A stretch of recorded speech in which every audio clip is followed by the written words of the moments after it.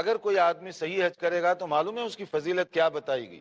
رسول اکرم صلی اللہ علیہ وسلم نے ارشاد فرمایا الحج المبرور لیس لہ جزاء الا الجنہ. اگر کوئی آدمی حج مبرور کر کے واپس آئے گا جنت یقینی ہے اس کے لیے. اور یہ خوشخبری کون سنا رہے ہیں؟ جنت یقینی ہے نبی کریم صلی اللہ علیہ وسلم، جو بغیر وحی کے اپنی طرف سے کوئی بات نہیں کرتے. وما ينطق عن الهوى ان هو الا وحی یوحى. تو وہی آتی ہے اللہ کی طرف سے. تو یہ گارنٹی جنت کی کس کی طرف سے ہوئی؟ اللہ تعالیٰ کی طرف سے. اور وہ حج مبرور کیسے ہوتا ہے؟ ایک اور حدیث میں اس کے بارے میں بتایا گیا من حج فلم یرفث ولم یفسق رجع کیوم ولدته امه.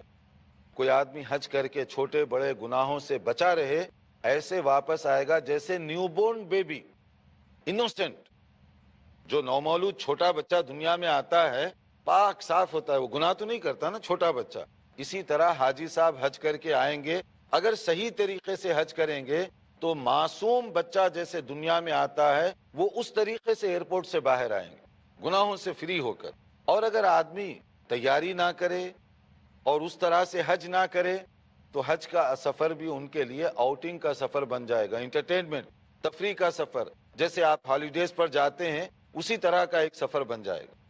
اس لیے حج کے مسائل کو پہلے اچھی طرح سے معلوم کریں، جانے سے پہلے تیاری کریں تاکہ آپ کا یہ مبارک سفر مبارک بن سکے اور یہ جو ہے گناہوں سے معافی کا ایک ذریعہ بن سکے. اس طرح سے حج اگر کریں گے تو یقیناً اس کا فائدہ ہوگا. حج کے مسائل کے سلسلے میں دیکھیے نبی کریم صلی اللہ علیہ وسلم نے ایک جو بات فرمائی اس کی فضیلت کو آپ سمجھنے کے لیے کہا گیا نبی ہریرہ رضی اللہ تعالی عنہ ان رسول اللہ صلی اللہ علیہ وسلم قال.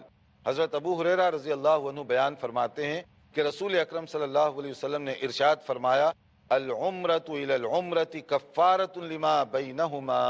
اگر آپ ایک عمرہ کرنے کے بعد کچھ عرصے کے بعد دوبارہ ایک عمرہ کریں گے تو اس کا فائدہ اتنا ہے کہ درمیان میں ہونے والے سارے گناہوں کو اللہ تعالیٰ معاف فرما دے گا.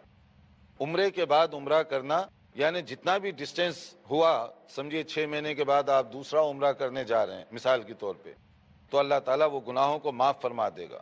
اور والحج المبرور لیس لہ جزاء الا الجنہ، صحیح بخاری اور صحیح مسلم کی حدیث ہے. اگر کوئی آدمی حج مبرور کر کے واپس آتا ہے تو اس کے لیے اللہ تعالیٰ کی طرف سے یہ خوشخبری سنائی گئی کہ جنت اس کے لیے واجب ہو جاتی ہے، ضروری ہو جاتی ہے.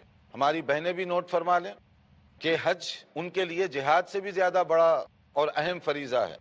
جیسے حضرت عائشہ رضی اللہ عنہ نے پوچھا قالت قلت یا رسول اللہ صلی اللہ علیہ وسلم علی النساء جہاد، کیا عورتیں بھی جہاد کے لیے میدان میں نکلیں گی؟ دیکھیے ام المومنین کے سوالات کتنے پیارے اور دلچسپ ہوا کرتے تھے اور جس سے امت کو کتنے مسائل معلوم ہوئے.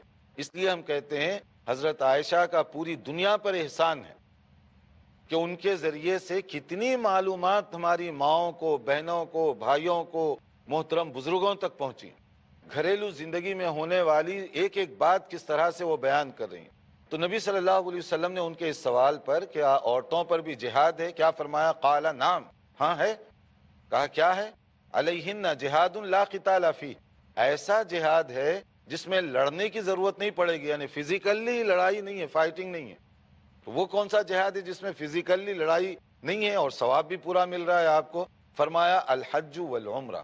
اگر کوئی خاتون حج اور عمرہ کر کے واپس آتی ہے تو اس کے لیے جیسے جہاد کے میدان سے کامیاب و کامران کوئی آتا ہے تو جو ثواب ملے گا اس خاتون کے لیے وہ ثواب رکھا ہوا ہے. تو یہ فضیلت حج کرنے والی خواتین کے لیے